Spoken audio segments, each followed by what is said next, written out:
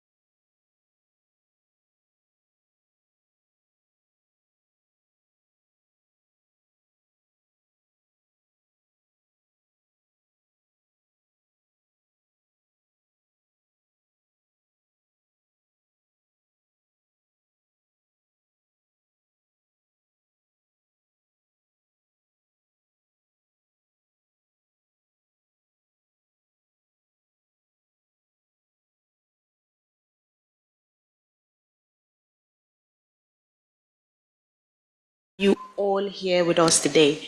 Let me officially open this session. Nice. My name is Jumoke Omadeni from Nigeria, and I serve on the Youth Policy Board as the regional lead. Together with my colleague from Africa, we are very happy and even more excited to host you all here today. We have Richard Tusime from Uganda and Joanne Pierre from Mauritius. They are online, and I'm sure they are seeing us. They're joining us virtually, and we have Feishaya Konde from Nigeria and Tokelo Shai from South Africa. A big thank you to all the team and to the Youth Assembly Secretariat who made this journey possible. Before we begin, we would love to set just small housekeeping notes to help make the most out of this session. First, please let us remember to be respectful and listen actively. Every voice, keep your remarks brief so that others also get the opportunity to speak. We also want this space to be inclusive, so let's make sure that we value other people's experience, expertise, and perspective, especially those of young people, indigenous people, and rural communities throughout this conversation. Also, some quick technical reminders to ensure that your phones are on silent and to use the microphone when speaking. If you want to use the microphone, you just have to press. And then it shows the light. You're good. If you're also online, please keep your microphone muted when you're not speaking and don't forget to mute again after your intervention. Please ensure to stay on time. We want to ensure that we meet all our objectives for this session. Interpretation is also available in English and French, so feel free to speak in whichever language you're most comfortable with.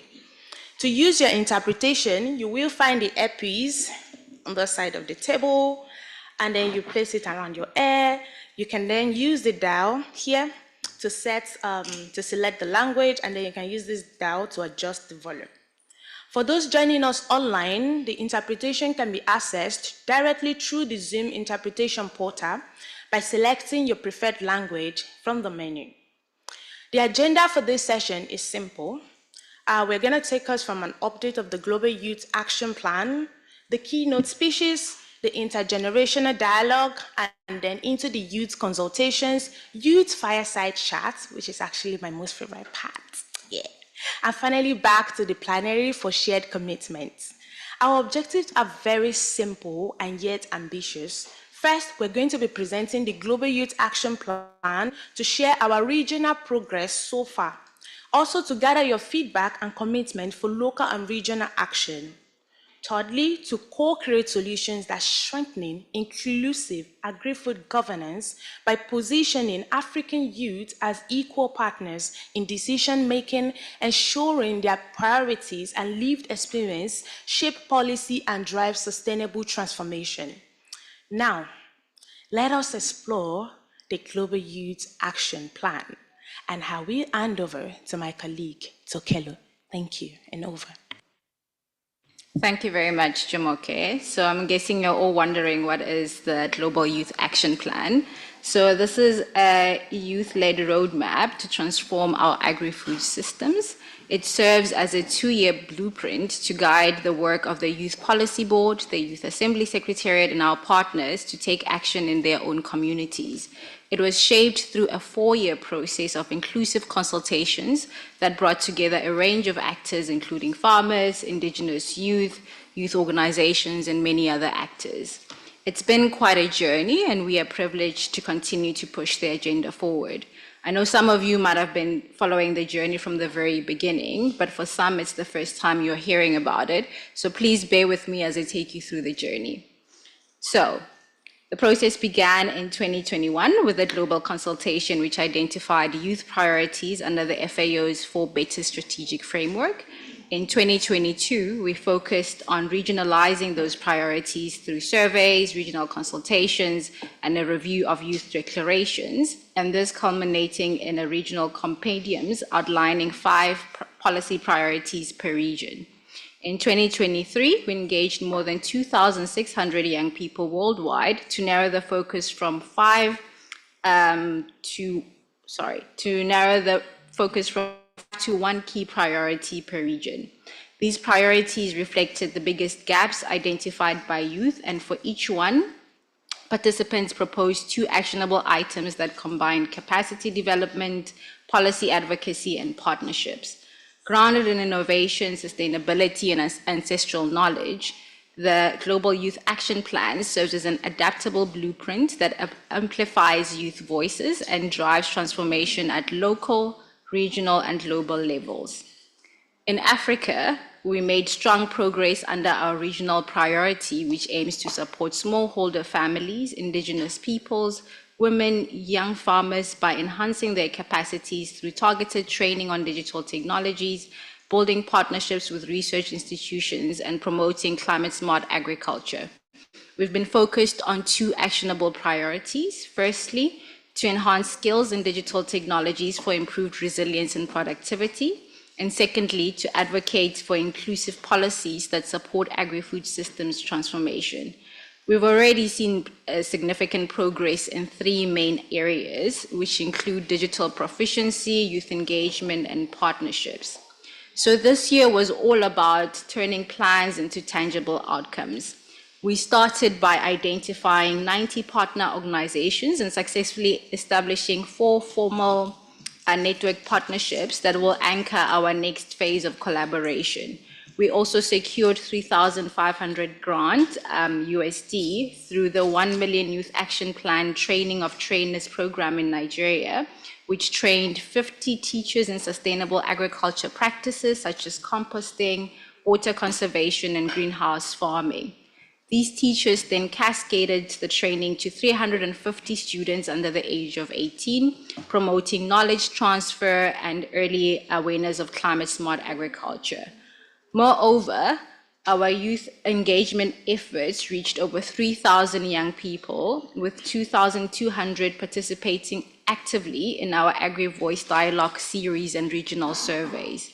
Through these activities, we also gathered critical insights from over 1,000 responses to our digital literacy survey and 700 policy survey responses, which is now captured as 1,700 in total. And these findings are helping us understand the gaps, particularly looking into gaps around digital access, trust in agricultural technology, and inclusion of youth in policy processes so we can design even more targeted initiatives moving forward. These findings have set the stage for even greater impact in year 2. So thank you very much, and let me hand over to my colleague Jumoke, who will tell you more about the next steps. Thank you. Thank you so much, Tokelo. So the Global Youth Action Plan is really that framework that guide our direction as a board. But what is even most fascinating is that it is flexible enough to grow with all our ideas and actions.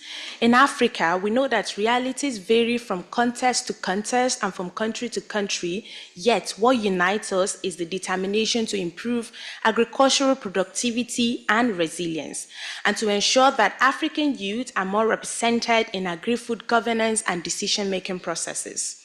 Over the past few months, we've seen encouraging progresses from pilot initiatives and dialogues to new partnership with agri-food actors. Yet, we know that this is just the beginning, and even greater achievement lies ahead of us.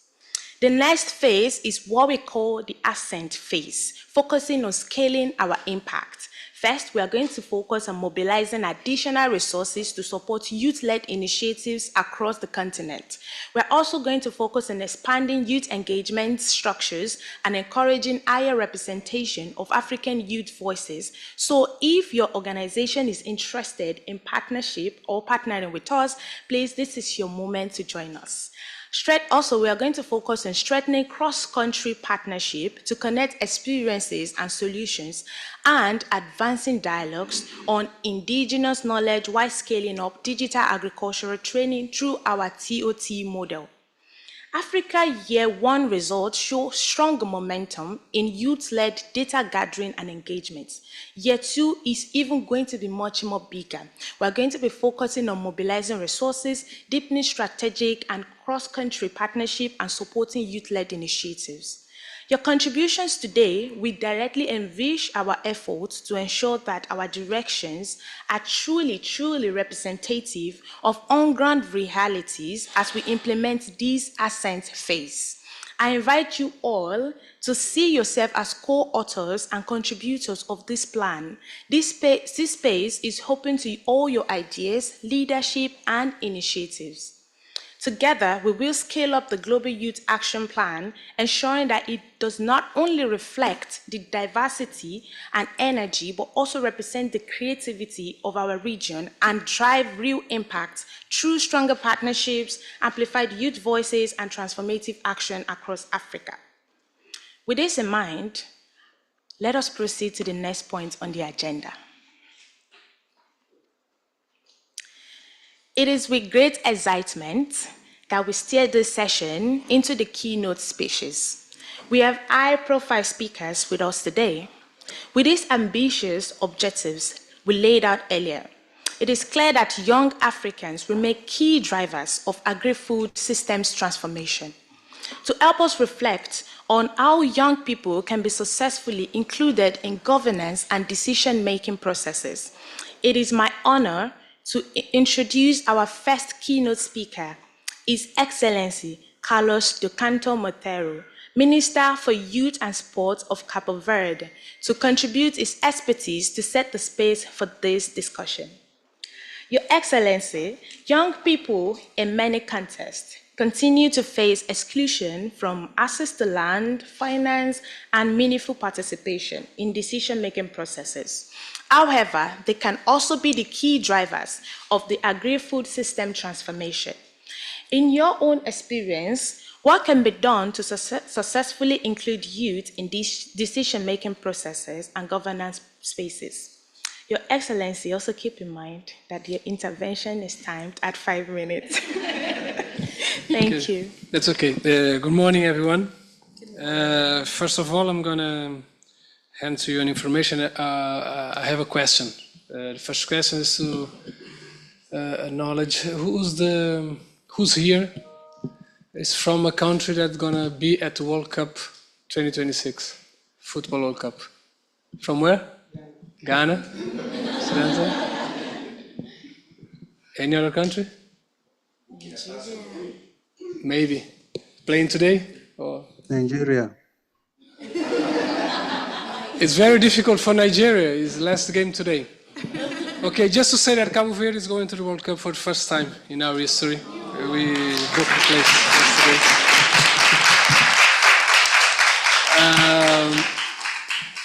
And it happens, we're here in Italy, and it happens because we are a country with only 500,000 people resident, but we have an immense diaspora.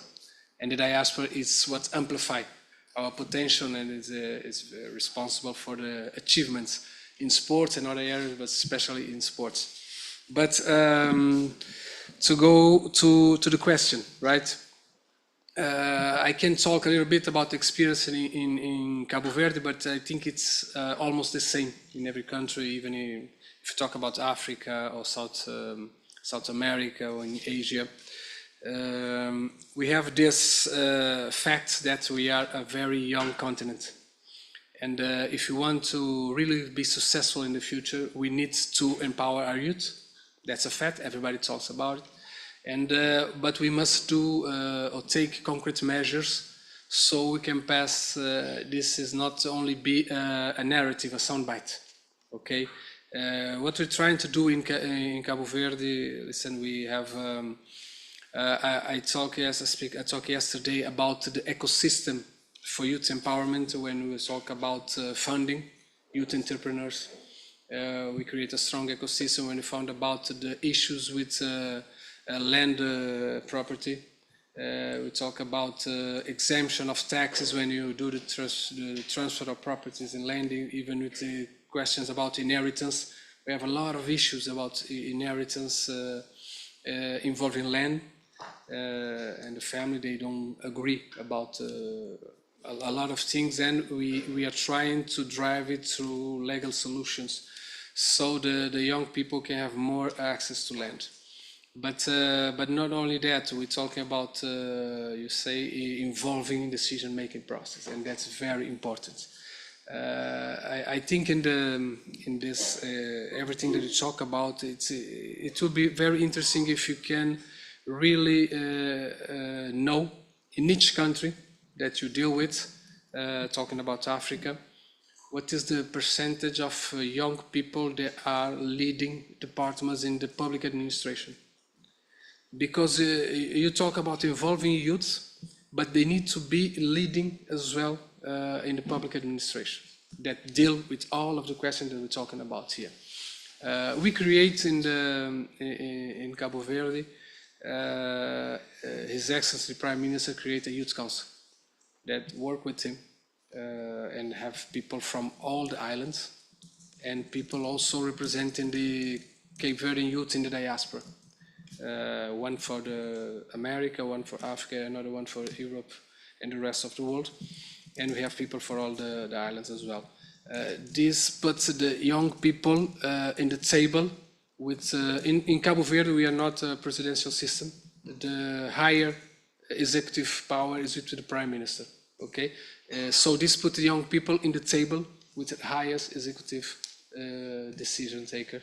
That is the Prime Minister. And we have also, in the majority of the municipalities, the mayor have a youth council as well, that can sit with him, talk about their inputs, and that creates this proximity with the highest decision in the municipalities and also in the states.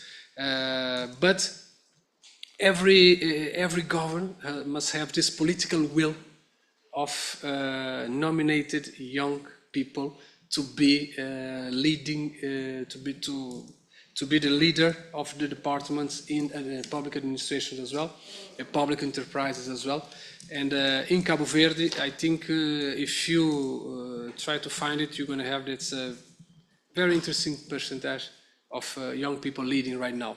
And I think this is the way, because one of the things is said, okay, we can get to a meeting with a director, with administrator in the enterprise, with a minister or with a prime minister. And the other things, FES, you are also nominated to lead enterprises, to lead public administrations also in your country. And that must be, I think, the advocacy of institutions like FAO and other international institutions. We must go to achieve this goal. And yes, I'll be open to questions, not to take much long, but I'll be open to questions in this kind of frameworks, because we have pretty much things that we are doing in Cabo Verde, but in the discussion, I'll be open to answer your question. Okay? Thank you so much.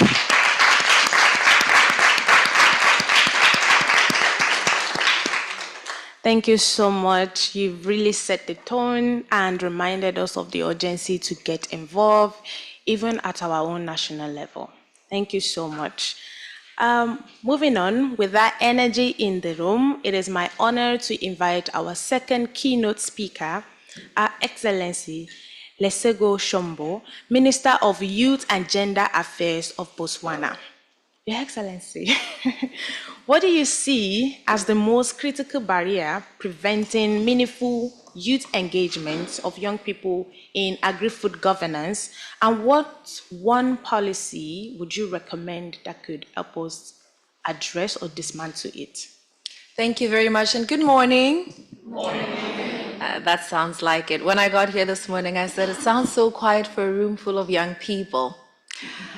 Because I think that you should always carry your youth everywhere you go. You should carry the personality of a young person, the spirit of a young person, the mind of a young person, the attitude, the fashion, and it goes on and on. Thank you for that question. It is always exciting for me to speak on governance, because quite often when we speak of youth inclusion, I've experienced a lot of young people lean more towards advocacy than being key partakers in governance. And I think that it might also be coming from having been cultured to believe that the most we can do is advocate, as opposed to be key players. And so I think that truly the greatest barrier that is preventing meaningful engagement of young people is the lack of structured and consistent inclusion in decision-making processes. And I'm going to give you an example of just typically how a policy will become implemented in any typical country, really. We're going to gather young people, and they're going to tell us what they want. And then from there, it's going to go to the host ministry. They get to decide which part of it they put and which part of it they don't. It's the reality. And from there, it'll typically go to, other ministries for their input. It'll go to a cabinet. It'll go to a parliament. There are so many other steps post having engaged young people. So many other steps. And if young people are not in those other steps, if you don't have a young person in a high leadership position in that host ministry, you don't have a young person in cabinet, you don't have a young person in parliament. In my experience and from my observation, a lot of young people's needs get lost through the cracks of those many levels of governance. And so the one thing that I would give, since you asked for one, it would be to really establish youth representation. I know the most convenient way to do it is through quotas, but there are various ways of doing it. But to ensure that young people form part of those governance structures, not as people who ought to be consulted, but as people who sit in those decision-making boards. So it could be food councils, it could be agricultural boards. Like I'm saying, I love to see it going all the way to parliament. I love to see it going all the way into cabinet, into presidency, and so on and so forth. And this really ensures that young people get to be there to set the priorities for themselves, to set the budget, to set the strategies, and to ultimately represent many other young people at the table. I think that this is something that even we as young people need to be strongly standing for. Like I'm saying, this is my piece of advice. Being in governance, I've gotten to realize how in most rooms that I get in, and young people are being asked what they want, and they say, we want to be heard. And I'm thinking, how precious would it be if you were at the table, such that we didn't need to create a group on the side where we consult you. It's very important. Advocacy is very important, but like I'm saying, it's important that after a lot of young people have been consulted on a matter that is critical to them, there's still many other young people in the various levels of governance that young people get to sit in.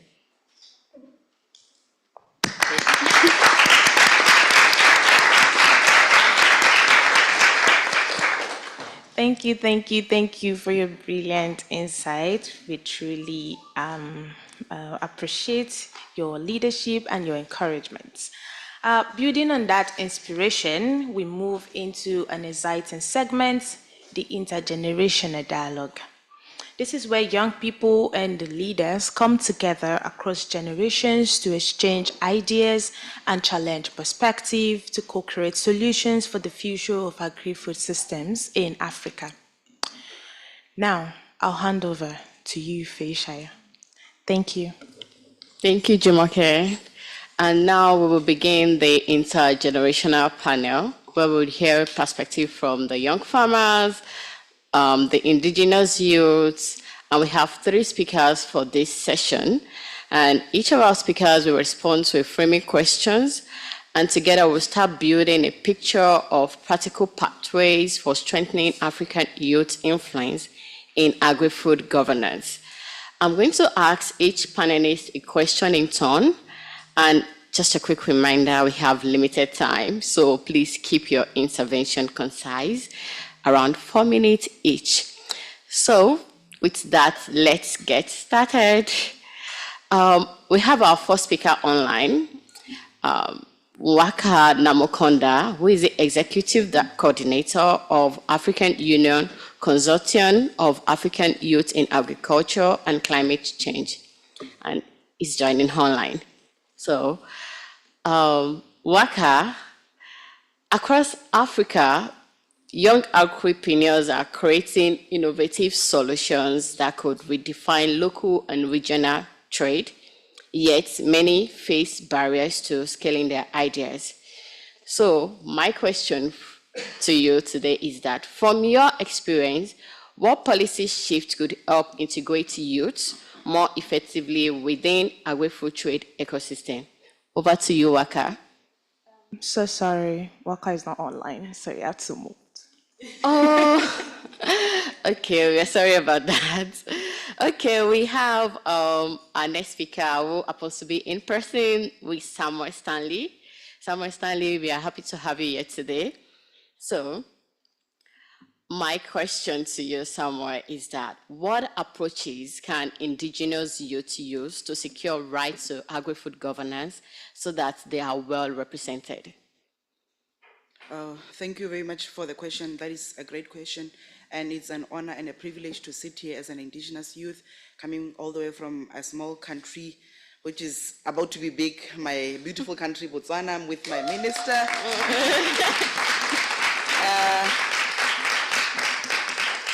This question presupposes a single authority that determines agri-food policy. Traditional livelihoods and subsistence living are not just a mere question as food policy, but are core to our human rights.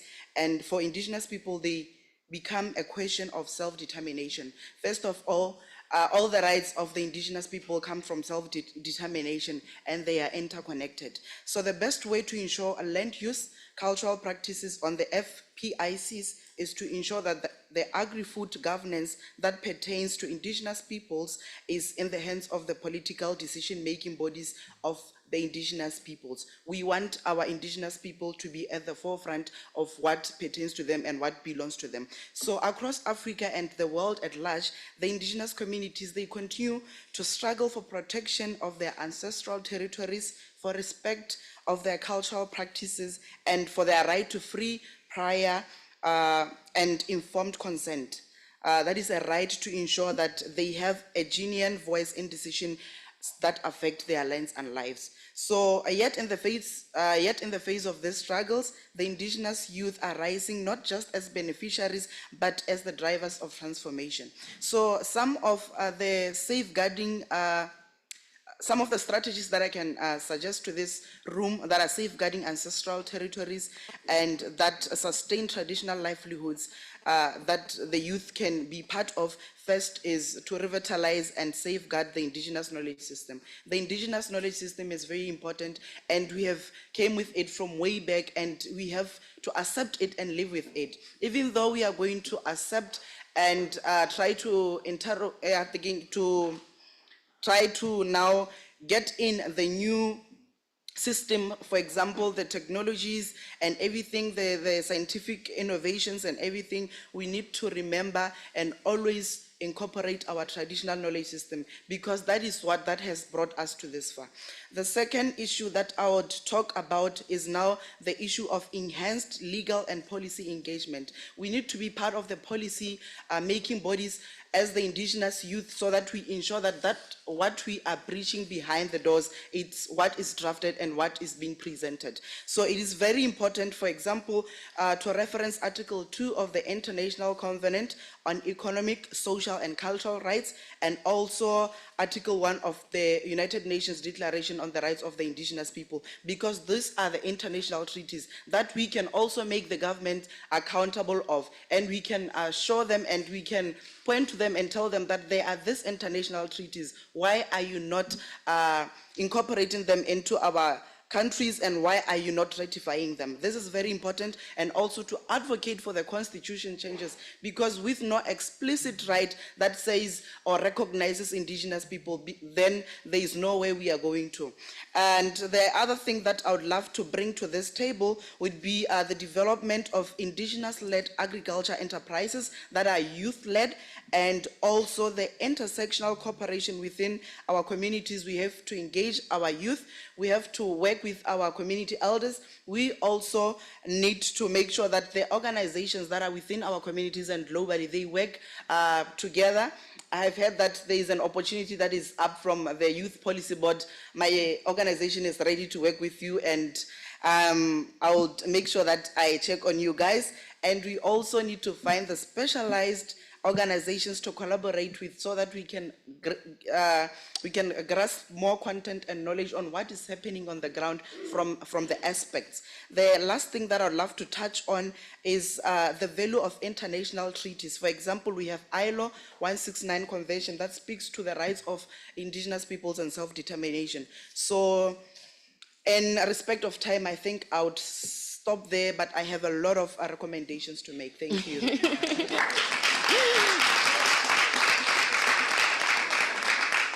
you. Thank you, Samuel. You really help connect traditional knowledge to broader agri-food governance and the system goals. Thank you so much. So now I'm going to turn to our next speaker, who happens to be here, Babatunde Emmanuel Olarewaju, who is a young farmer in Nigeria. Babatunde, from your perspective as a young farmer working on ground, what are the main barriers preventing young farmers from influencing the policy that directly affects their lives and work? And what specific kind of support or action would empower them to take a stronger role in agri-food governance? Thank you so much. Good morning, everyone. So thank you for that question. You know, many a times, okay, let me quickly ask this question. Do we all understand what policy is? Policy, please raise up your hand. We all understand what policy is, right? So we have this subconscious belief that everybody understands what policy is. Because in our subconscious mind, we believe that everybody has the same level of knowledge, the same access to information, the same skills. So when we see policy, we think everybody interprets policies correctly. So this is the problem. When we pass or develop policy, we believe that the farmers understood. But in reality, many farmers do not understand those policies. So what they don't understand, how can they influence it? So it starts from complexity of policies. We have from Maputo Declaration, Malabo, now Kampala Declaration. Every one of us believed that farmers understood these policies. We believe that when the country, dedicate 10% of the budget to the agricultural sector, we believe that the farmers understood. But in reality, they don't. So this is the first barrier that many farmers or other actors do not understand what this policy means to their life. The second thing is policy accountability. When policy fails, who bear the consequences? Is the vulnerable group, the young people, the women, and the likes. The government really bear the consequences. So how do I influence a policy that if it fails, even when I don't influence it, if it fails, I bear these consequences? Why should I bear it? Why should I influence it? So these are two major issues in policy. So what is the solution? The first solution is that we need to build a platform where, irrespective whether you're a farmer, young farmers, women, can actually understand what this policy means to them. If I'm growing maize, or I'm doing livestock, or I'm into input supplying, what does this policy mean to me in my everyday life? What does it translate into my everyday life? Because to different actors, policy means different things, and the outcomes are different. I think we need to build that platform. Everybody don't need to learn how to interpret the complex policies. So we just need a platform that can interpret it, analyze the skills. And you have the skills, analyze the policy, and show me how it affects my daily life. That's the first way to reduce the complexity. And the second one, about accountability. We need to build a transparent system that when policy fails, not only the vulnerable group will bear it. Every actors, every stakeholders should bear the consequences and also the rewards of policy. When policies succeed, let us stakeholders, enjoy the benefit. But when it fails, we need to build that transparency in our policy development. And lastly, we need to include active farmers into policy development and monitoring, so that when it fails, everyone can be held accountable. Thank you so much.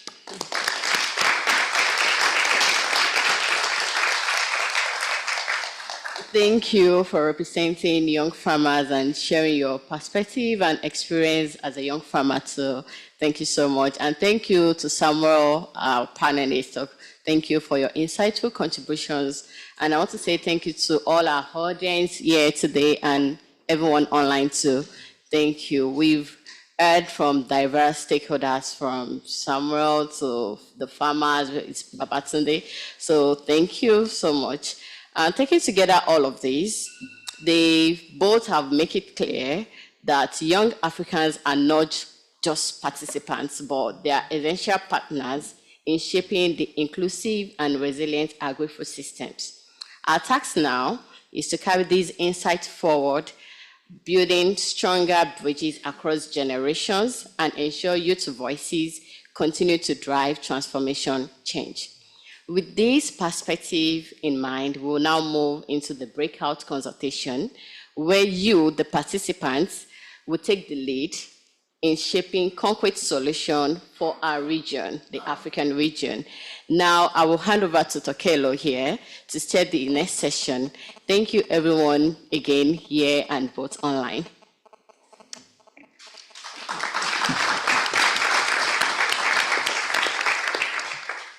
Thank you very much, Faisal, your excellencies, and all the speakers for those inspiring lightning talks, and also reminding us about the complexity of this work that we're doing and the importance of ensuring that there's transparency and accountability. So now we're going to spend the next 30 minutes in dialogue with you all, and we want to create a youth statement that will be outlining youth priorities that will be presented and shared in the lead up to the next Africa Regional Conference. This is the FAO's Africa Regional Conference. So we're going to be breaking into 4 different groups, including those that are available online. And each group will have a facilitator and a note taker, and there will also be action cards where you can write down your ideas and suggestions. So we'll be working through 4 different guiding questions, and each group will have their own unique questions that they'll be tackling. So just to list the questions. So the first question will be exploring how Indigenous and community level practices can be leveraged to scale climate resilient solutions for Africa. Then the second one will be looking at which policy measures should governments prioritize in the next 2 years to support young Africans, especially young women, to secure capital, land, and modern technologies. Then the third one will be looking at what policy approaches and framework would most effectively guarantee that young people move from being consulted to decision-making in food governance during the next couple of 2 years, the next 2 years, sorry. So and then the fourth one is when climate or economic shock strikes, what type of youth-sensitive emergency support is most urgently needed, and who should deliver it to ensure rapid and gender equitable recovery. So we're going to be splitting the room in half. So before we split, because I think that the ministers would have to leave and would want to ask them some questions from the audience. So we just want to leave it open. And if you have any question you want to ask the ministers or the two speakers to please, this is your time to We talk. have Yeah. someone from, you could go Oh, ahead. okay. Yes, please go ahead. Or perhaps also some reactions from the audience if anyone was interested, but over to you. Hi, I'm Shimona from South Africa, but I live in Ethiopia now. I work for the Baha'i International Community. So thank you to the speakers for your comments. Being in so many spaces, you often hear how youth should be at the table and be part of decision-making processes. But something that I've noticed that's missing from the conversation is the how. So whether you're young or old, capacity needs to be built. So then what is the system for capacity building for youth to be effective at the table? So how is it that certain skills can be cultivated, knowledge around policies can be more nuanced? Yeah, what does the system look like to raise capacity in youth? Part of it is skill development, part of it is capacity development. Yeah, it would be interesting to hear from either the ministers or the other panelists. Thank you. Ladies first. Thank you for that question. I'm going to speak about it because I know I mentioned that. And I'm coming from the stance that there are young people who are already capacitated, who already understand policy, who are already experienced, already educated, already technically sound and fit to be at the table. Those are the young people I speak of, right? So on the other end, I think what he was speaking about was also very important. I've experienced that as well. Sometimes I think given not just policies, even laws, sometimes people don't understand the impact of laws, of structures, the role of parliament, the role of cabinet, and so on and so forth. And in Botswana, the way that we do it is that we have our National Youth Council charged with capacitating young people on a day-to-day, right? Your ordinary citizens, your ordinary young people is the responsibility of our youth councils, amongst other structures. But when I say that young people should sit at the table, I'm saying this because I'll give you an example. I didn't intend to be a member of parliament or a member of cabinet. I'm a specially elected member of parliament. All right. So my president decided out of the 6 seats that he gets to elect people to sit in cabinet, one of them is going to be a young person. This young person shall be a woman. This young person should have any form of professional experience. Are you a doctor? Are you a lawyer? I'm a lawyer by training. And this young person should have any footprint of impact in Botswana. And I guess mine is being in the creative space as well as doing a whole lot of philanthropic work.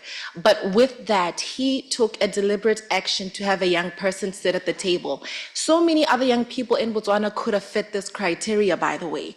And so when I, in every space, say that young people should sit at the table, I'm speaking from the stance that, look at the people in this room. They understand what policy is. They are educated. They are qualified. They are competent, sound to make decisions. And so while it's important for us to capacitate, and capacitating in the sense, I think it's more relevant to what he was deliberating on, there are still so many who fit the criteria and have the competency and the soundness to make those decisions. And so the step that ought to be taken is not just in capacitating, but it's also in creating that room. And a typical example is what my president has done to decide that a 26-year-old young woman is going to be a member of parliament and a member of cabinet.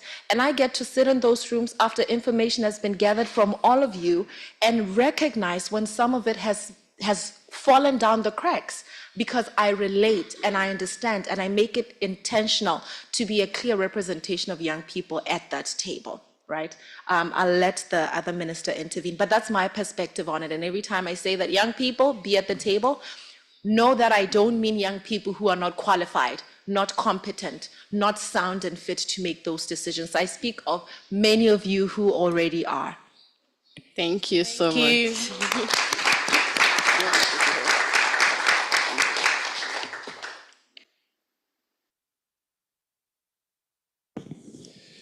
Okay, that's a very good question. When we talk about that's many ways. When I speak about the consultative council for the Prime Minister, obviously the people that can get to the council are people very well educated, because there's a kind of a contest. People can apply, and then there's people that can choose the best. But in general, when we talk about youth, we work about all the leaders in community leaders. We have our National Youth Forum, and we build as well during the year training for community leaders. And not only we're not talking about young people that study law or that study finance and all of that. There are a lot of community leaders that can be empowered as well.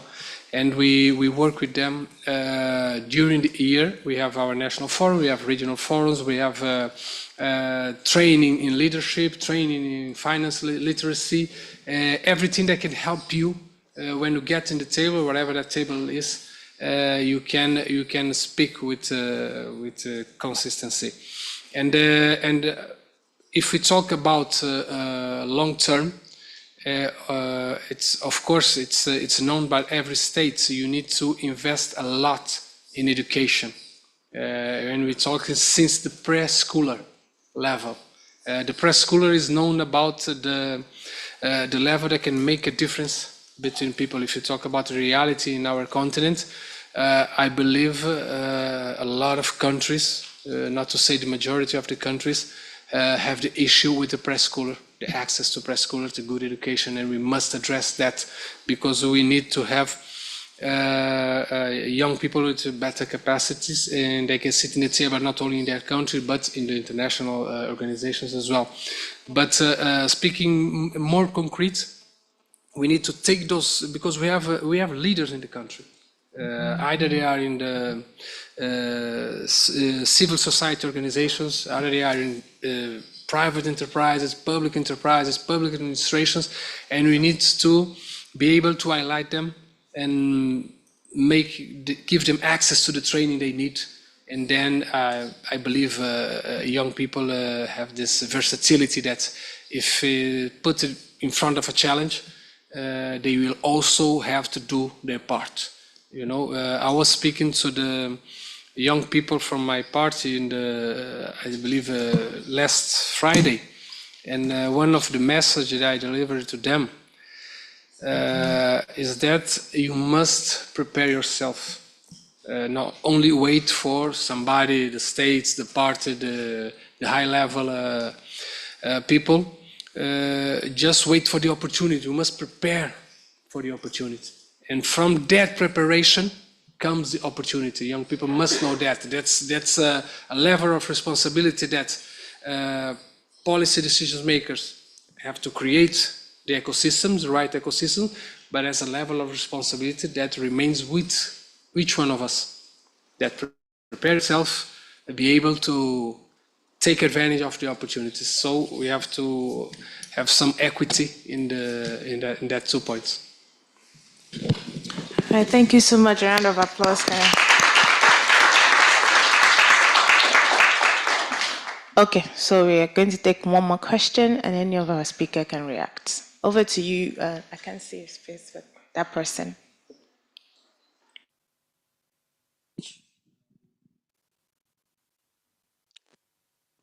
Can I be heard? All right, thank you so much. My name is Chef Abiro. I come from Ghana. I'm here by chance. I came to take pictures of Stanley. Um, yes, but I was in the kitchen and I came here. I've realized something for the past 50 years. Um, decision making has been quite limited and it hasn't been diverse. There are some of the decisions that we are talking about here, some of the problems that we are talking about here, that there are other key stakeholders that play an important role to it. Like, for example, how many people are in the creative space here? Musicians? Is there any musician here? Is there any fashion designer here? Is there any other chef here? Yeah, that's what I'm talking about. I am here by mistake. Okay. So I'm just saying that we can decide so many things, but there are other key stakeholders that really make a lot of impact. You can grow whatever you want to grow, but I decide what the customer eats. So if I am not informed, I can give the customer anything, and the customer will eat that, including yourself. So yes, so we can decide how we want to grow our food, but then when you come, I decide what the menu is, and I make you eat it. You know, the musicians sing about anything they love with nice beats, and we listen to it.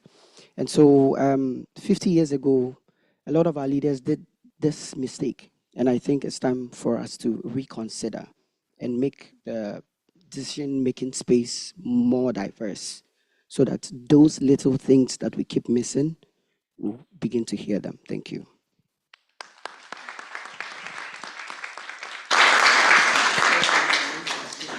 Thank you so much. We also have an online question from Regina Osheng from Kenya, who is a nutritionist. Our question is, how can digital tools and AI be leveraged to empower youth in transforming Africa food system? And I also want to open that question out in case anyone wants to react, speak. I'll come again. Okay. Okay. Please go ahead. Thank you so much. My name is Dalepa. I'm from Mozambique. I'm a diplomat. It's not just a question. I think it's a provocation. We as a youth, how can we influence our African billionaire to invest in agri-food system? I think we've been saying in many of Africans have been becoming billionaire. I think it's the best period to give them back to the community.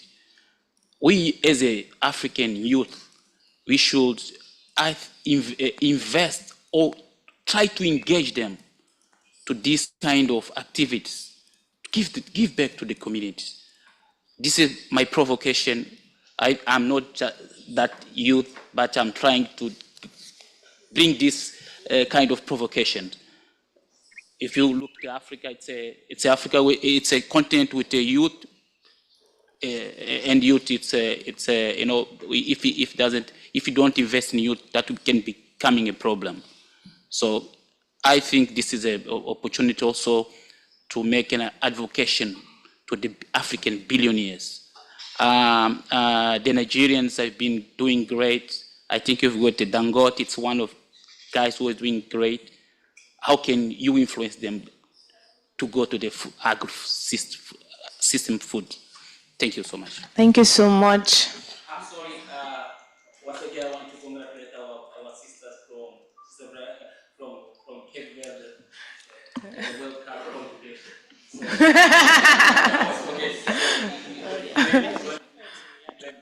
No, we'll come back to.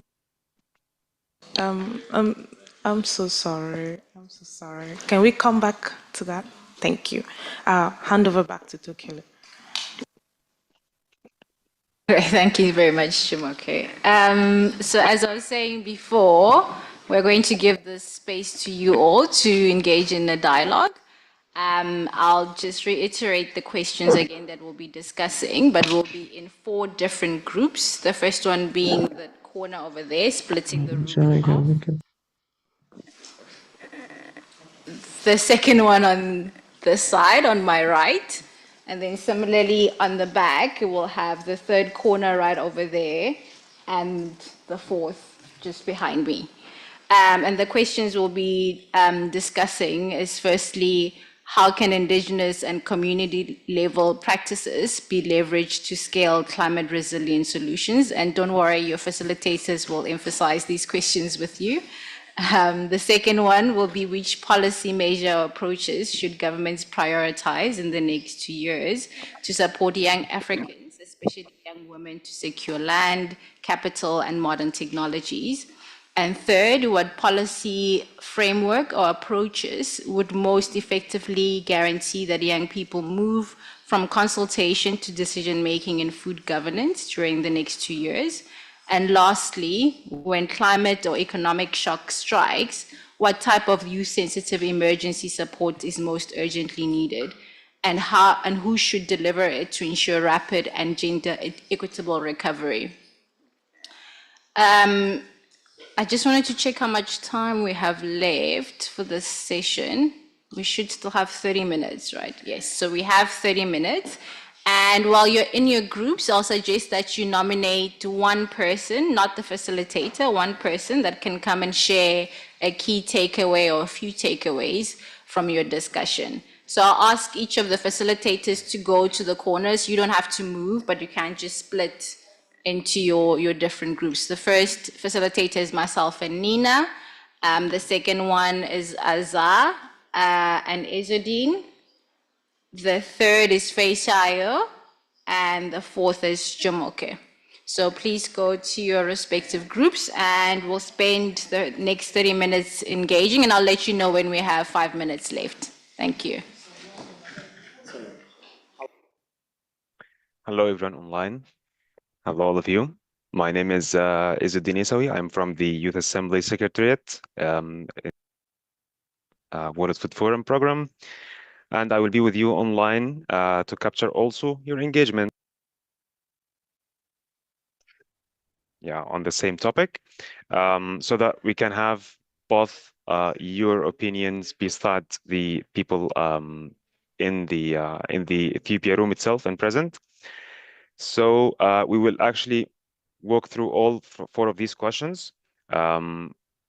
Be participating, be open. Every one of you is like welcomed and encouraged to participate in this consultation. And let's start. So for the first question is, how can Indigenous and community level practices be leveraged to scale climate resilient solutions for African agri-food systems? And what concert support do youth require to lead this scaling? If anyone would like to interrupt, please unmute yourself and go ahead. If anyone also have a problem with their mics, just type in the chat and all your inputs will be recorded. Please.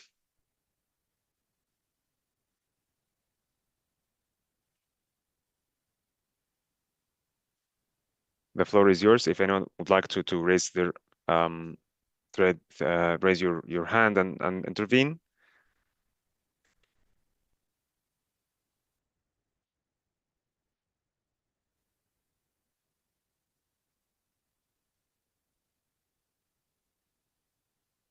Sorry, is it possible to write the question in the chat?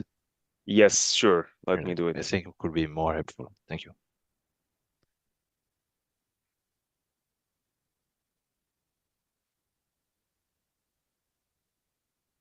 So this is the first question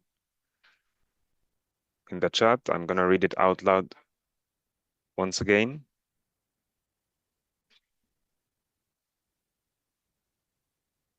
Sorry.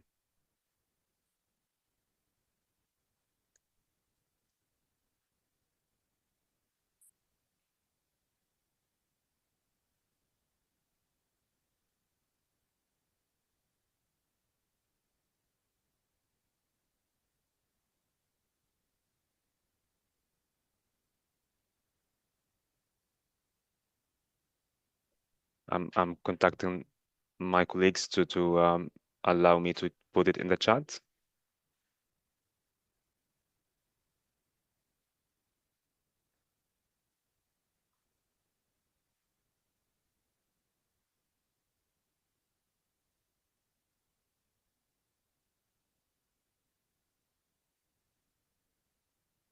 Yeah, in the meantime, Okimuti, I hope I'm pronouncing your name right. Please go ahead if you would like to unmute yourself and speak.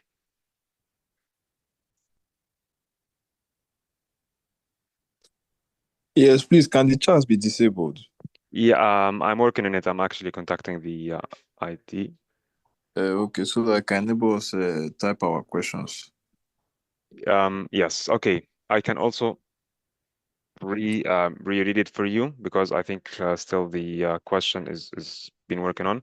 So the first question is, how can indigenous and community level practices be leveraged to scale climate resilient solutions for African agri-food systems? And what concrete support do youth require to lead that scaling? So the question is dealing with the indigenous people and community level practices. How can we scale it to be for the African food system, and the concrete support that the youth require that lead this scaling of this kind of indigenous? Yeah, I think now the screen is open. Please go ahead.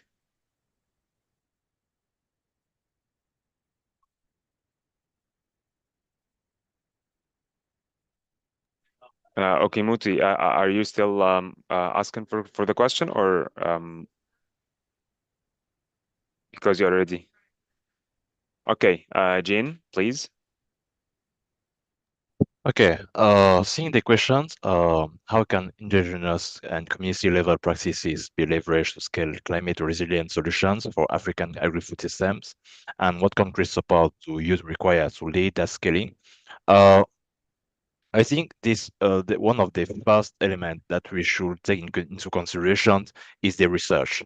The part of the research in the identification of those indigenous and community level practices. First, we need to identify them. We need to be sure that our university or our research centers are able to say, okay, these practices are really useful and can provide or can give us some kind of leverage to fight against climate change. So first, the identification. Second is about some sex. I will put it like this: some kind of standardization for those practices to be sure that at which level, how can we really be sure that those practices are useful for the farmers? We need to identify all the different we say elements or the different factors that could be sure that the practice is clearly useful for everyone. This third element for me, it's about the excuse me to put it like this, vulgarization, or to be sure that the practice is known by everyone. It's diffused in the country or the communities. So I think as I said, if we have the practice, but everyone or is not doesn't know the existence of that practice, it is a problem. So first, the identification. Second, the standardization of the practice, and third, the diffusion of the practice. I think the support that youth require to lead that scaling is at three level. First, the technical. We need to be sure that the practice can be youth people, young people are educated on those practices. How can they really use them on the field? How can it be beneficial for their current or their usual activities? So the technical part. The second is about, I think, financial, because some of those practices could require some kind of maybe how can I say that? Some kind of technological support or finance support. Because if we want, for example, just take an example, like if we have, for example, a practice or a technology, a local technology that could be leveraged or could be used at a certain level, we need to be sure that it can be replicated and financed to be used by the youth. And third, I think I will not say political, but even so, we can put we could use a political support, because one of the issue maybe with the practice that I developed or I diffuse in the Africa, it could one of the problem could be the legal problem, a legal problem. Like, yes, the practice is recognized as useful, but at the same time, it should be also beneficial for the communities or for the youth who can use it. So we need to be sure that the legal framework around those practices is clearly defined so that everyone who can get access to it. Everyone can get access to it. I think the YPO is working on it. The World Intellectual Property Organization is already Yes. working on it. But I think I don't know exactly what is the environment in the different countries, but I think it could be interesting to be sure that the legal framework around those practices is clearly defined and clearly useful for everyone. So these are my first ideas regarding this question. Yeah, thank you. Thank you. This is very structured answer to it, actually. I like also the structure and the organization of first thing to validate the actuality of these practices. Are they really environmentally friendly and supportive and sustainable? Then we go to the part of the standardization, then finalized by the dissemination through local action, through local people. Thank Thank you you. for this intervention. With that, I think, Jessica, you are on it, please. Okay, thank you so much. So I'm going to try and combine Group 1's question and Group 2's question in order to just, since I believe they're interlinked in one way or the other. So for the first part, I'm going to talk about the case of the energy transition. And I remember reading a report which showed that remote, although mineral-rich regions that were inhabited by indigenous people did not have their opinions sought after when it came to decision making for the green energy transition. And so this makes quite a number of indigenous people consider climate change as an issue for the future, therefore not being a primary concern.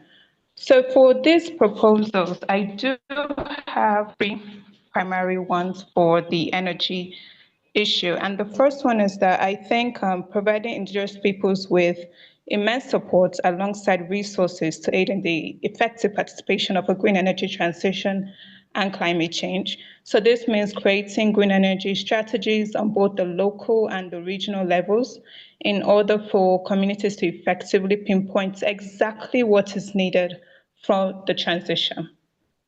Then there's also, we need to harbor resources from indigenous lands. Governments, when harboring Hi, resources from the everyone. Just to indigenous let lands, you know that we have 15 minutes left in the discussion, so please plan accordingly. Thank you. okay, so when harboring resources from indigenous lands, we need to ensure that the governments that are financing and that funding ought to have a certain amount of profits generated from such infrastructure should be reallocated to the indigenous education programs. This will help to ensure that the indigenous peoples, indigenous youths are brought up to date on what is happening on their land and they are not led astray. And this requires bridging social capital on the regional level. So indigenous youths need to either work with the mayors or the government or the governors because the integration of various indigenous groups highlighting each of their stance on the issue will help in climate change. This will help in highlighting where to broaden discussions on and where regional authorities need to focus on. Now, I'm going to go to the case of the strained adaptation because it seems we're in an era where we treat indigenous people as ad hoc cases, and they must not be seen as ad hoc cases. So we need to ensure that indigenous youths are working with member states of unions in order to lobby towards setting sustainable targets and measures aimed at specific groups and what they are facing with respect to the climate and the energy issues so that they can advance and heighten the voices of those people beyond their regional borders. So this means governing frameworks at all levels, the regional, the national, and the international.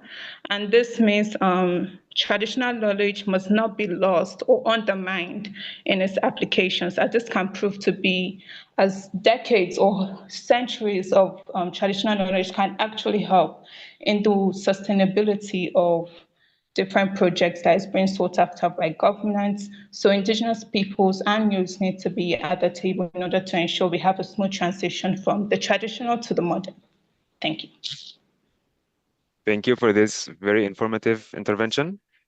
Yes, and also I like the fact that it's something related to policy somehow, but you mentioned that like the government shall pay maybe in education for the indigenous in return for the resources that they are getting from them. Very, very informative. Thank you for that.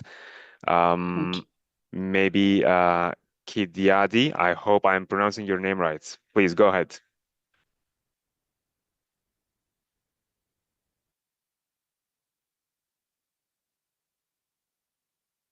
Kidiadi Ahuama.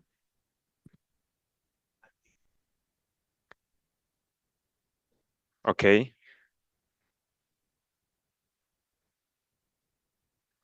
Okay, Ekimuti.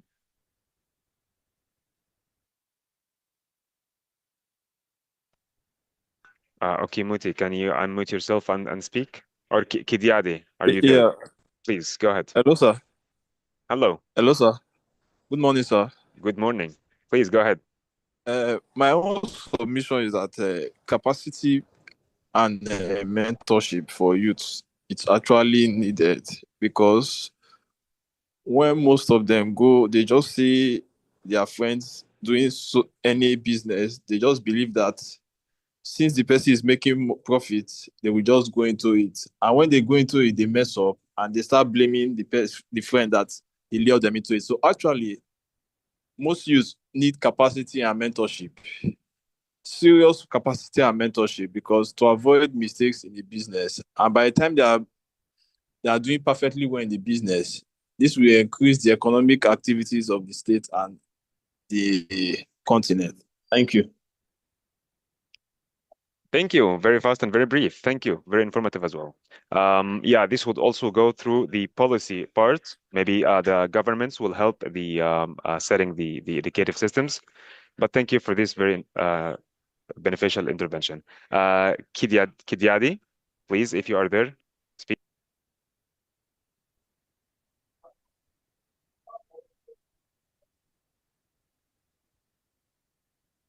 I cannot hear you. I think if you are unmuting yourself, still there is a problem with the mic or something. But then if, in the meantime, Iradat, if you want to intervene as well, unmute yourself, please. Hello? Okay, I would like to know if I'm audible.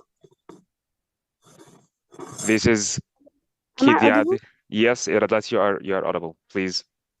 Can I go on? You are welcome, please. Okay, thank you. I would like to touch on question 1 and 3. I think the past speakers have said a lot, but I would also like to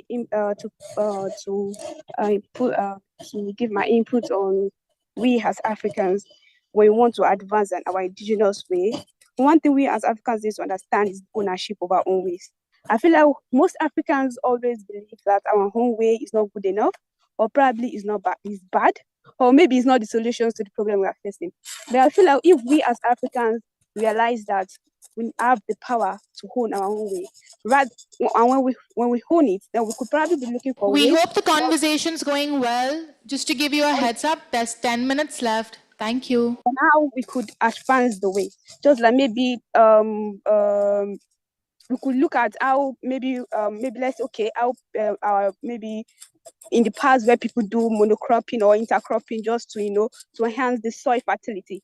Probably research could be done, or how maybe youth could come into this and bring up research or do a community scale up on thing on how they could educate these farmers, local farmers, on how they could advance this method. So one thing is for us to hone our way and to also look at how we could advance that. That could help us, bringing about advancing indigenous ways in enhancing the agri-food system and probably contributing to the climate change wherever. And on the 3, I feel like we are in the youth dialogue right now. Most youth are being impacted. Okay, we are talking about youth getting involved in the food system, but actually there are many countries that are actually not, bringing youth to the table. So right now, if we are truly interested in actually getting youth to be involved, we need to actually start to government needs to start putting up policies that will actually engage youth in decision making. And one of it is actually creating probably a youth council in the Ministry of Agriculture, whereby it's youth that will be championing this change, it's youth that will be leading this sector, and budget finance will be allocated to this council. Budgets were allocated on maybe how to create a food hub and how youth could advance this, maybe in your state or whatever leader you are, whatever council you are leading.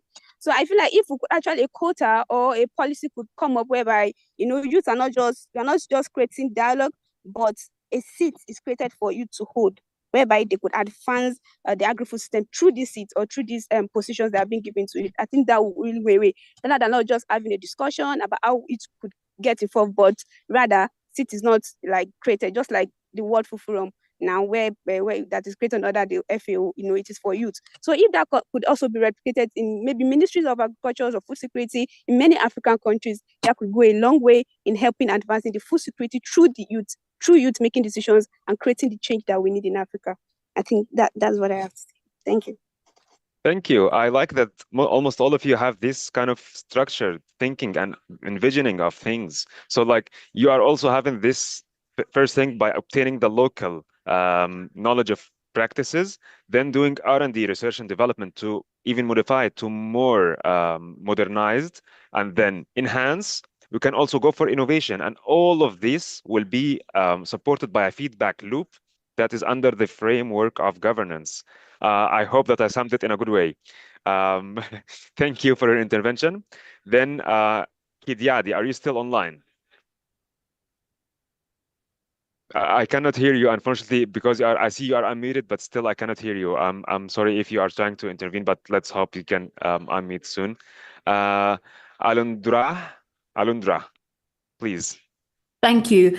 I have a brief intervention related to question 4. So we already know that there are a lot of government-led social protection policies in Africa, and then also some development aid related emergency relief programs that honestly can be enhanced to be youth sensitive just by, in fact, targeting more of the youth.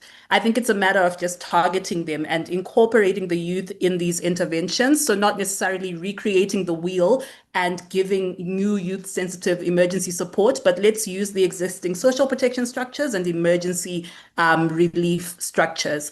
And now, in terms of who should deliver it, I will go into a bit of a contentious topic in terms of the fact that there is a lot of youth protest action happening all over the world right now. There's a lot of political action, a lot of political activism related to Africa specifically. We've seen what has happened in Madagascar.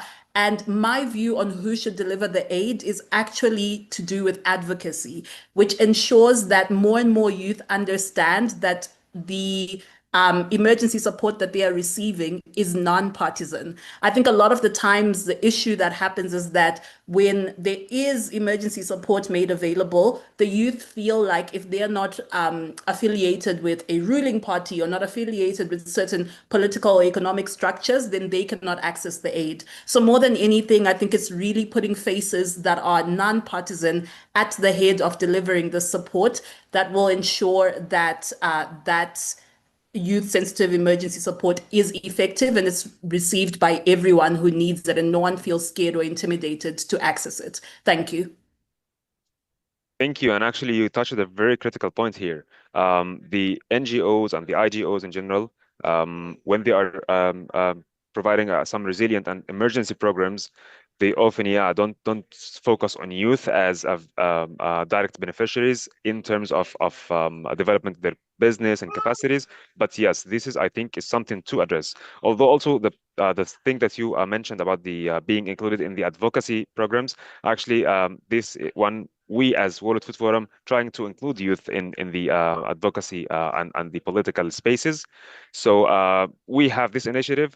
We're trying to push forward. It's still like not 100%, of course, done, but we are trying to do our best to have meaningful youth engagement in the political spaces. But thank you. This is very actually important, and it should be done, should be highlighted more by the UN agencies. Thank you. Alami, please go ahead.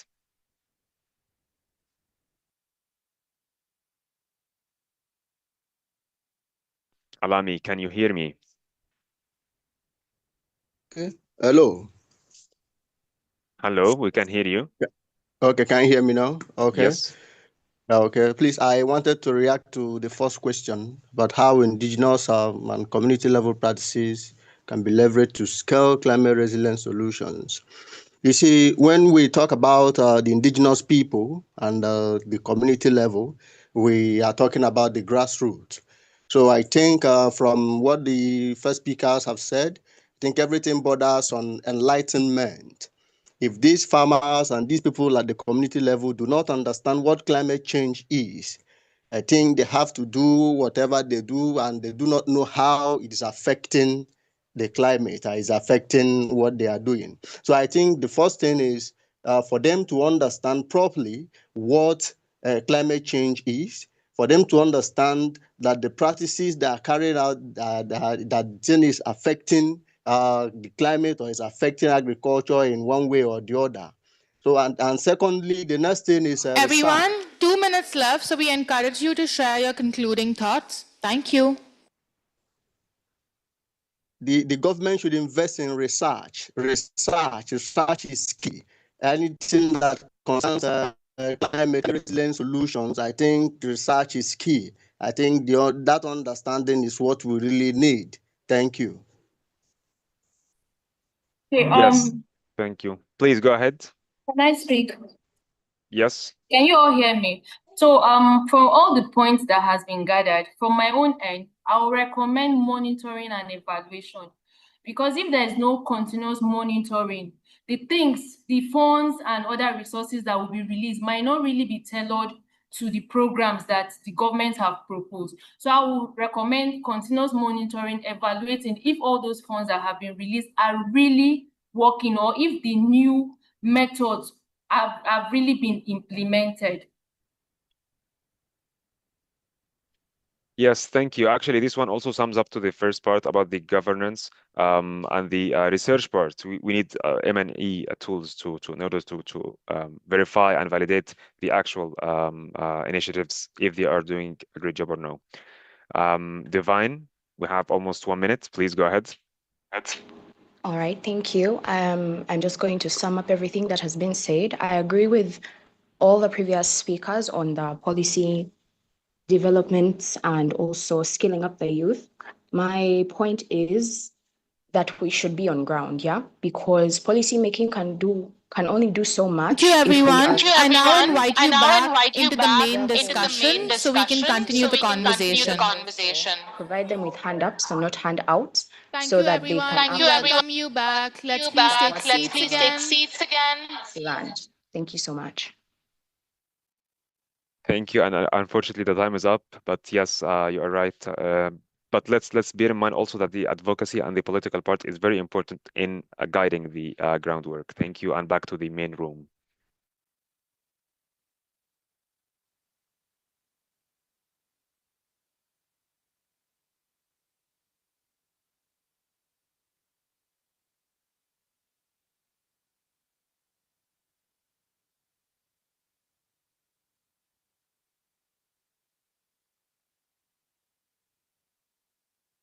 Thank you, everyone joining us online and in person. A request to please take back your seats so that even the participants online can stay tuned with our conversation. Over to you, Feishayo and Jamoke.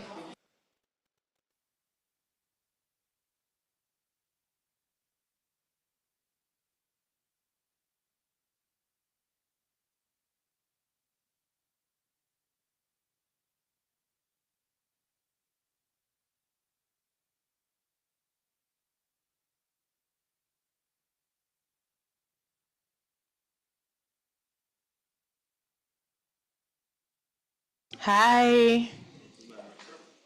How do we all feel? Okay, so I'm gonna start with group one. Who is the speaker for group one? Speaker for group one, breakout group. Group one. Yeah. ahead and share your reflections and insights and takeaways from your group. Thank you. Can you hear me? All right.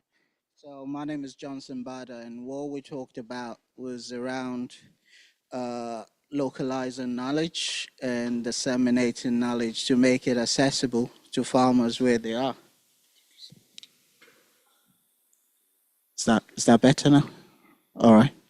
So I think what we shared was just the reality of interrogating the existing food systems that we've inherited, as it were, and how that lack of localized knowledge and helping the farmers to document the indigenous knowledge is one of the key barriers to why the food system is still where it is. Because one of the things we discussed was Africa has about 54, 55 nations. How come none of those countries has been able to get their food systems right?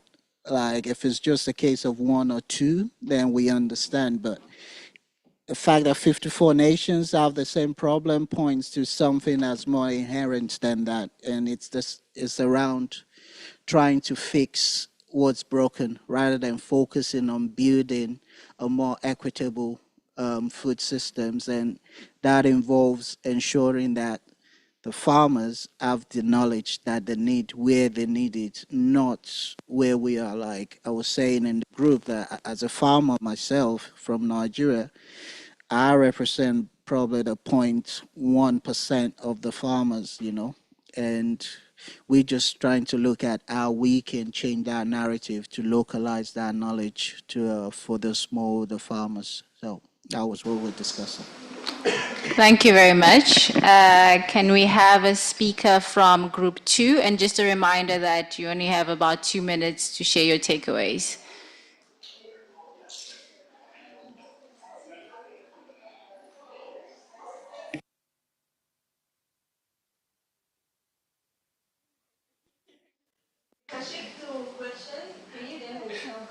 Okay, no problem.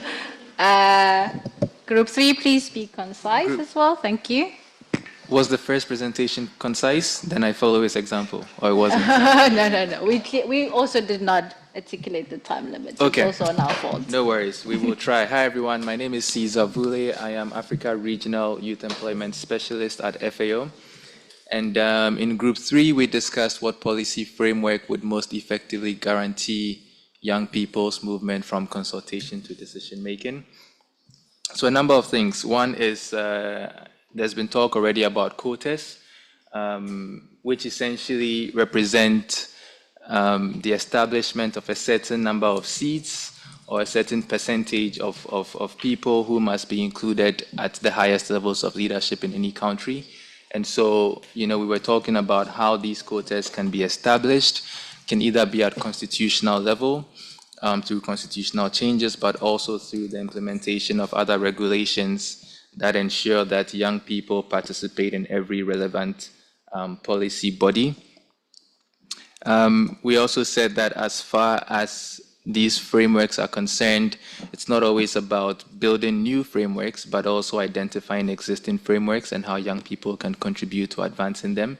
So, for example, there's the CADEP framework, right? The Comprehensive Africa Agricultural Development Program, which was renewed this year in Kampala in January. Part of the issue is that you have these regional frameworks that don't always translate to national action, right? And so a clear value that young people can add is to contribute to the domestication and delivery of these regional frameworks, particularly CADEP, at national level. Now, if we're talking about getting to the table, I believe that you have to contribute value before you get there. 1 minute, no problem. So CADEP is a good example of how we can, the domestication and delivery of CADEP is a good example of how we can deliver value in such a way that we get invited to subsequent rounds of its revision. And then finally, we discussed that we must recognize that decision-making happens at different levels. So in rooms like this, we talk about the highest levels of power, but there are decisions that need to be made at different layers of leadership, and we must invest in educating people about policy, what it means, like my brother said over there, what is policy governance, how do people contribute at national, district, community, whatever other levels they may be. So I think I'm out of time. I will stop here. Thank you very much. Thank you very much. Can we quickly have someone from group 4? I think we mistaken and thought that we were three, so we did the same thing that they did. But we can build on what you said, because we almost had the same ideas. First of all, we thought about a system change where we can start by shifting the entire system, creating a space at all level, of the parliament. That's requires having a platform, as my brother was talking about, having a platform where young people can engage, young people can express themselves. And this platform also has to go at the bottom and look at people in rural and small communities, or rural and small areas. And we were thinking about also a system where a quota can be affected to young people. And this quota of young people sitting at the parliament, but this quota also has to be, sorry, come again? Oh, sorry, this quota has to be merit-based and has to be really based on leadership. And yeah, I think that's all. Yeah, 1 minute and 30 seconds. Thank you very much. Thank you, Tokelo. Thank you, everyone. It's such a nice section hearing from all of you. Okay, group 2. I guess they really want to. Okay. All right, everyone. I want to make huge thank you to all of you, change makers and young leaders, for show up today and for great idea have been shared. Okay, we are group 2, and our question: which policy measure should government prioritize in the next 2 years to support young African, especially young women, to secure capital, land, and modern technology? We discussed with the team from different countries, and we came to conclusion that the role of women should be central in policy and contribute to the food system. New models in finance that can be easier access, so education can be more accessible, and the meaning of policy will be clear. And training program and awareness should be raised of technology, how to use use-friendly loan scheme system, also in low interest in the bank, because now bank they are giving high interest for the loan. And also land leasing program to allow young people to use public land for farming with less price. And also technology hub and mobile innovation center that bring digital tools, internet, and training. Also prioritize women access to the market and educational should be accessible. And young people also need to have access to the capital, and government need to invest in education and scholarship also to empowerment of the young people. And Africa has a lot of potential, so with education and finance, there will be agriculture program, better for employment of the youth with new technology, and to connect 1 minute, wrap up, please. Can you please wrap up? Okay, I'm almost done. And to connect all youth together and share their voices. Thank you very much. Thank you so much. Thank you, everyone. So we want to hear some immediate reaction from young leaders who have been supporting the Global Youth Action Plan. And with me here, I have delighted to invite Barry Tuka Becky, who is a member of the Young Scientist Group from Nigeria, to share your reflection and what we've discussed so far. So my question to you, Becky, is how can we use scientific evidence to demonstrate or back up what successful African youth inclusion in agri-food governance could look like? And do we currently have data or examples that support the case for stronger youth participation? Thank you very much, Faye. And I think, first of all, I'll just say it's been amazing being here. big shout out to the organizers, and I think it's been very engaging, very inclusive, very participatory. And to your question, speaking about youth inclusion in agri-food system governance, right? We are talking about how youth are involved in implementing, making, but also monitoring decisions. And I think one of the key areas where there is a gap, right, is in data, right? We need data to track all of these things. We've heard from various speakers, right, talking about including youth in policy making bodies or even in some of these key decision making meetings, right? But do we have data that shows, like, for instance, what percentage of youth were involved in this? But beyond just being participants in these processes, I think the key thing, and I think that kind of touched on one of the questions, how do we move from just consultation to decision making? How do we follow the trail, right, from like, okay, we had this consultation, but did it eventually become maybe, say, a policy or something that was implemented? And I think making data available on all of that so that young people or whoever is interested can track it, and then we can then say, okay, hey, you guys, there are some lapses here, because it's popularly said we can't manage what we don't measure. So policies are usually aimed at what is measured. So I think if there's one key thing that I think we should just go away with, is creating data or metrics for all of, and we talked about agri-food system governance being at various levels, both at national, regional, local, but also the different sectors. So creating metrics for youth participation, but not just participation, actually people doing with their recommendations. So for instance, I heard this is going to the youth recommendation meeting or something. So a practical example would be following up, like, okay, these were the recommendations that we gathered here. Are these things being, first of all, is this what is being presented at those meetings? And at the end of the day, are these things being implemented? So I think that way we can use, scientific evidence to back up some of the things. Thank you. Out of time, so, yeah. Thank you. We only have 1 minute left, and we have Anthony here. I don't know if you want to share your reflection in just 1 minute. All right. So thank you so much.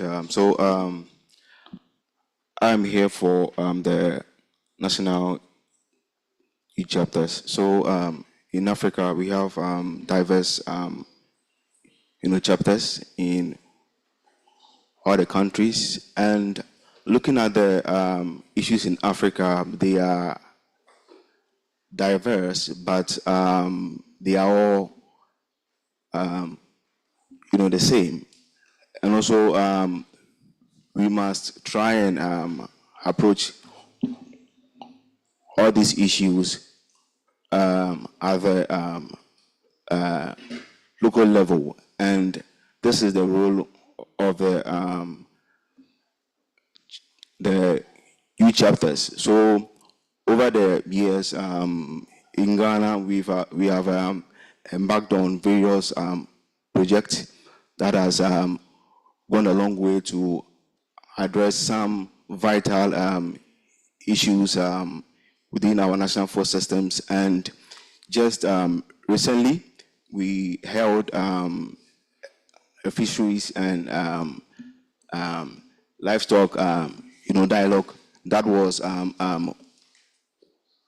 focused on the youth, and this has gone a long way to address the bottlenecks in that sector. So I believe that national youth chapters are a great catalyst for change. Thank you. Thank you so much. Thank you, everyone. Thank you. And now I'm just going to hand it over to Jumoke to make the closing remark. Thank you. I would love to start by saying that the future belongs to those who prepare for it today. These words are by Malcolm X and reminds us as African youth that we are not just waiting for the future, but we are currently shaping it. Sorry. So I am proud to declare this session officially over. If you want a small memory from this session, please join us outside for a picture. Thank you. Thank you so much.